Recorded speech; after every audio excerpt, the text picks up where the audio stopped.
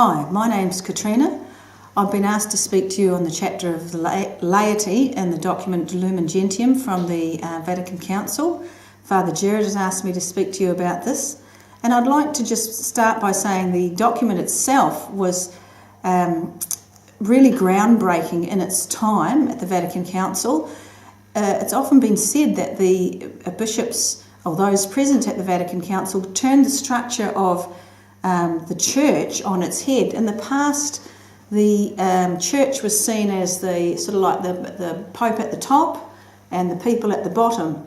And what the Vatican Council did is they turned it around. So the people are at the top. The people are the important. Like they are what is important. So the structure changed at the Vatican Council, and it's a direct reflection of how the bishops at the time and those present at the time responded to the people and how they saw the church at the time and what was needed. So it's been really important for the church and the times in the 60s and the history. It's a fascinating history and well worth looking at how it all came about in the first place.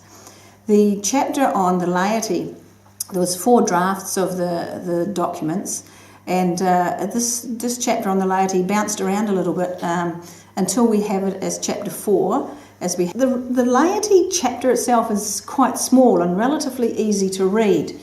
As I say, it's quite directive in parts, what the laity should do, but I think it's important to take out the essence and the goodness of that.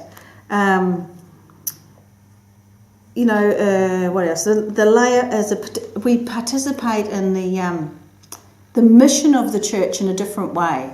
It's getting out there in the secular world, and it's to be out in the whole land, and in every part of the world and every part of society. Priests and religious often can't get there, and often they can, but that's the role of the laity to get there. The laity, this document points out, who are the laity? They are the people who are not ordained or not religious. It makes that quite clear in the document. It also talks about the role of, as I said before, priest, prophet and king. The laity are a priestly people also. They have a priestly function, but it's different to the ordained priestly function.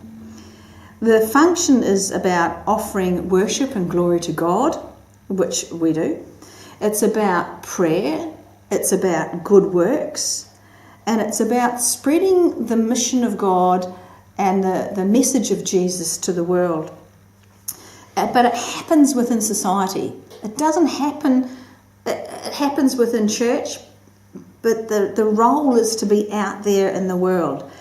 One of the quotes that I think is absolutely beautiful in this document is, "The laity consecrate the world itself to God." The laity consecrate the world itself to God. And consecrate means make sacred. So the laity makes sacred the world. That's our job. If you boil it down to it, that's our job. Another function, prophetic function, is to be a witness in the kingdom. And that's what we do in our roles in society. To be people of hope, to be people of promise, to be people of faith.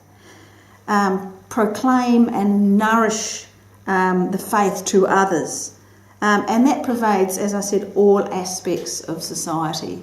The other role is king, and as we know, the role of king is really about the role of servant.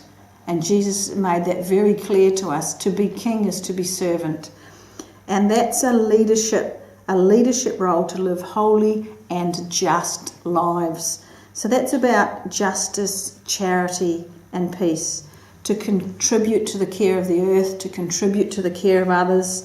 We have a right and duty to do that for the church as Christians, as Catholics.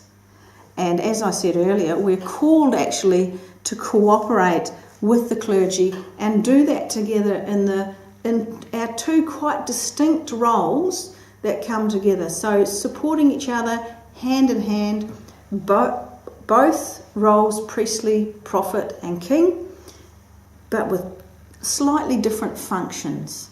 So all members of the one body, but having different parts, and here to consecrate the world.